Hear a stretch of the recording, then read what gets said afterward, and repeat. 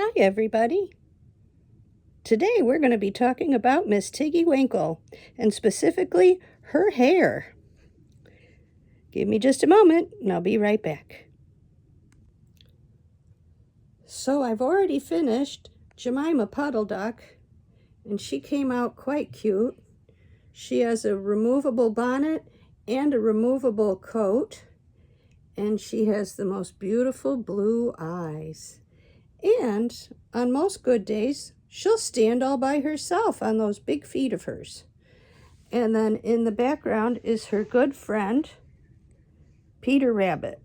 And Peter's been done for a little while. So today I'm going to talk to you about the hedgehog's hair. I'll be right back.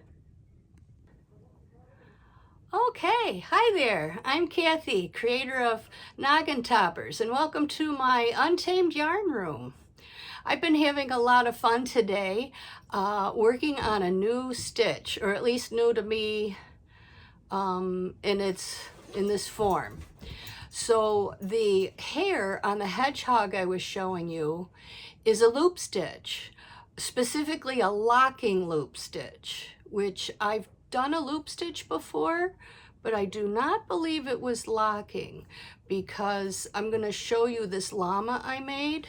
It's almost entirely made of loop stitch, and I would have remembered if I'd done locking loop stitch, because there's got to be at least 1,000 stitches in here. So anyway, my first foray into the loop stitch was this beautiful llama. And this is, like I said, almost entirely made of loop stitches, except for like his little feet on the bottom there. And I'll bring him back just a little bit.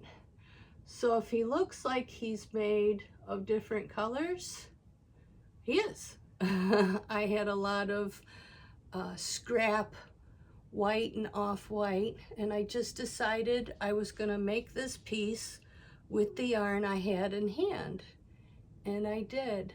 And I do say so myself, it's absolutely magnificent.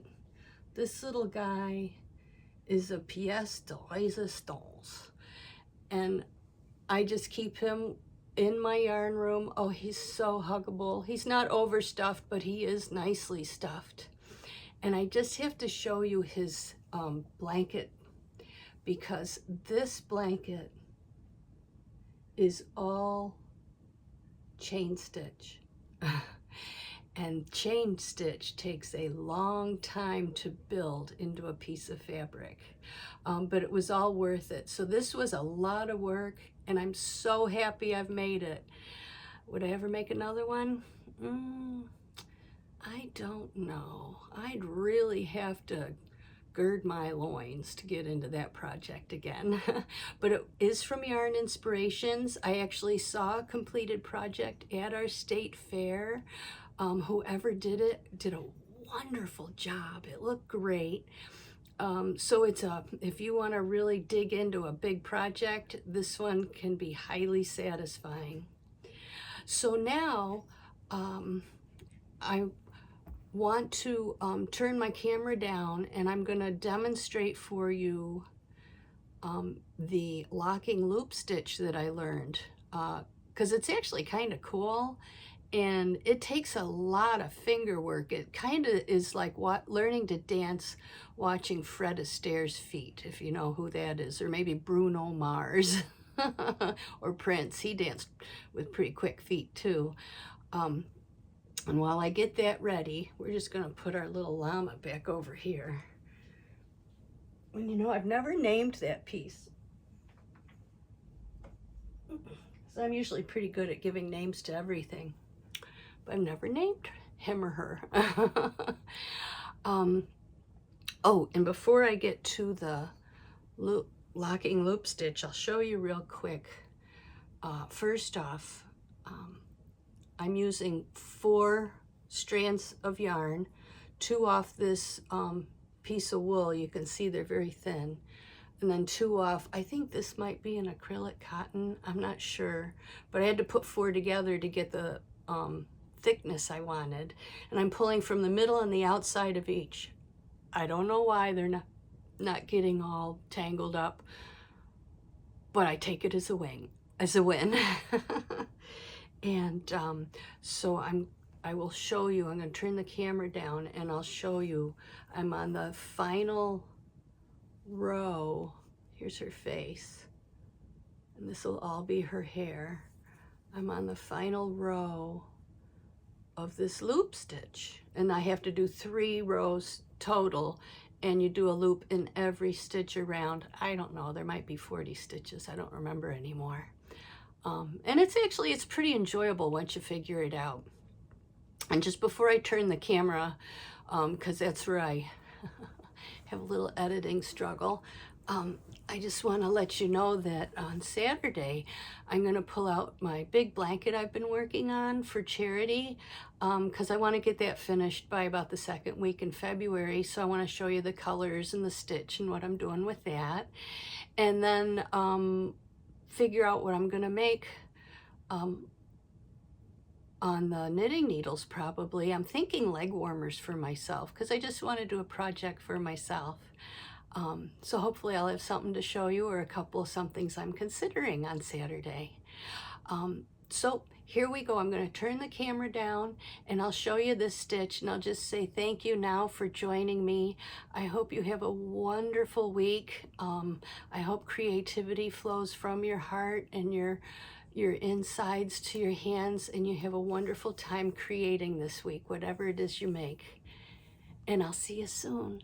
Hang on for the little loop stitch show. Okay, so here we are with my piece.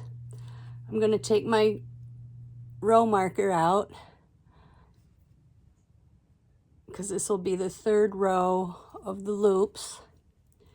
And here we go. You have to make a loop in each stitch around. So you put your hook through the next stitch, and it goes over the working yarn, and then under, and you catch it under your finger and pull it back around, and you pull it through. And then I pull the working yarn to cinch up my loop a little tighter so they're more or less uniform. And then I yarn over and bring it through both loops. I can tell, I'm pretty sure I got an extra one in there. Yep, there it is. So just get rid of that one. We'll try that. Oop, get my finger out. There, and you give it a tight pull on the working yarn, and that loop's not going anywhere. So we'll try that again. You go in the next stitch, you go over the working yarn, then you go down and you grab it and bring it up, bring it through the original stitch,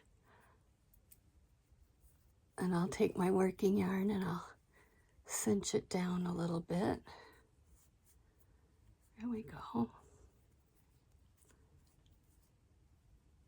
And then I'll bring it up, yarn over, and pull it through both loops.